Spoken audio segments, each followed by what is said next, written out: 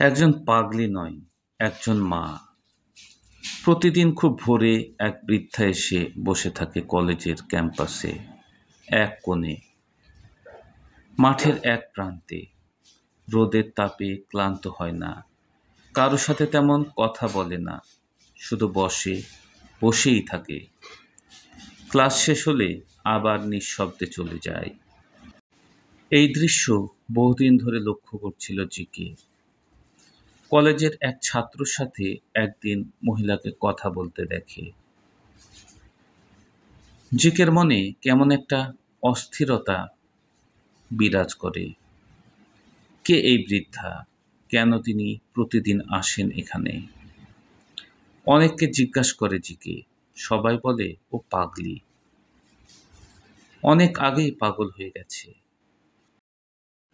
কিন্তু একদিন জিকে দূর থেকে দেখল বৃদ্ধা একজন ছেলের সাথে কথা বলছে। কথা বলার ধরন, চোখের ভাষা, আচরণ সবকিছুতেই যেন এক অদ্ভুত দৃঢ়তা। মুহূর্তে জিকে বোঝে এই মহিলা পাগলি নন, তার ভেতরে লুকিয়ে আছে কোনো না বলা গল্প, হয়তো অনেক গভীর এক যন্ত্রণা। জিকে ঠিক করে একদিন সময় করে বৃদ্ধার সঙ্গে বসে কথা বলবে। কিন্তু কলেজের ব্যস্ততা আর বিভিন্ন কাজের চাপে হয়ে ওঠে না। হঠাৎ কয়েকদিন ধরে জিকে লক্ষ্য করল ক্যাম্পাসে সেই চেনা মুখটিকে আর দেখা যাচ্ছে না। কেমন একটা খটকা লাগলো তার মনে। কিছু হয়েছে? কিছু হয়নি তো? অফিস শেষে বাড়ি ফিরছে জিকে। হঠাৎ একটি চিৎকার কানে এলো, একটা করুণ আর্তনাদ। দৌড়ে গিয়ে দেখে রাস্তার ধারে মাটিতে পড়ে আছে সেই বৃদ্ধা।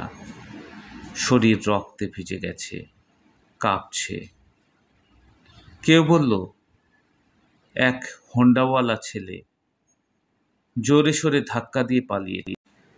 জিকে দেরি করল না, সঙ্গে সঙ্গে তাকে তুলে নিয়ে ছুটল হাসপাতালে। কিন্তু নতুন সমস্যা, পুলিশ কেস হওয়ায় হাসপাতাল কর্তৃপক্ষ বৃদ্ধাকে ভর্তি নিতে চায় না। তখন জিকে ফোন করে তার এক পুলিশ বন্ধুকে। বুঝিয়ে সুঝিয়ে অবশেষে ভর্তি করা হয় বৃদ্ধাকে। হাসপাতালের করিডোরে বসে অপেক্ষা করছিল জিকে। কিছুক্ষণ পর এক নার্স এসে জানালেন, রোগী আপনার সাথে দেখা করতে চাইছেন। জিকে দৌড়ে গেল। বৃদ্ধা বিছানায় শুয়ে আছে, চোখে জল, কাঁপা কাঁপা হাতে। জিকের মাথায় হাত রেখে বলল, তুই এসেছিস বাবা, তুই একদম আমার খোকার মতো। জিকে হতভম্ব হয়ে যায়। জিজ্ঞেস করে, আপনার খোকা কি? জিকের কথা শেষ হওয়ার আগেই বৃদ্ধা গলা কাঁপতে কাঁপতে বলতে থাকে, চোখ দিয়ে অনবরত পানি পড়তে থাকে। তিনি বলতে থাকেন, আমার খোকা, ছোটবেলায় ওকে স্কুলে পৌঁছে দিতাম, আবার নিয়ে আসতাম। ধীরে ধীরে বড় হলো, কলেজে ভর্তি হলো, কলেজেও নিয়ে যেতাম, আবার নিয়ে আসতাম। তারপর ইউনিভার্সিটিতে পড়াশোনায় খুব ভালো ছিল। ও বলতো, মা, আমি অনেক বড় হব। ফাইনাল পরীক্ষা চলছিল। শেষ পরীক্ষার দিন সকালে বলল, মা, আজই আমাদের শেষ পরীক্ষা। আমি তার মুখে মিষ্টি তুলে দিয়েছিলাম, জয়ী হয়ে ফিরে আসবি বাবা। কিন্তু আর ফিরল না। তার লাশটাও আমি দেখতে পাইনি। সেই থেকে প্রতিদিন এই কলেজে আসি। জানি না কেন, মনে হয় ওর গন্ধ পাই, ওর হাসি শুনি, আর তোমাকে দেখলে মনটা জুড়িয়ে যায় বাবা।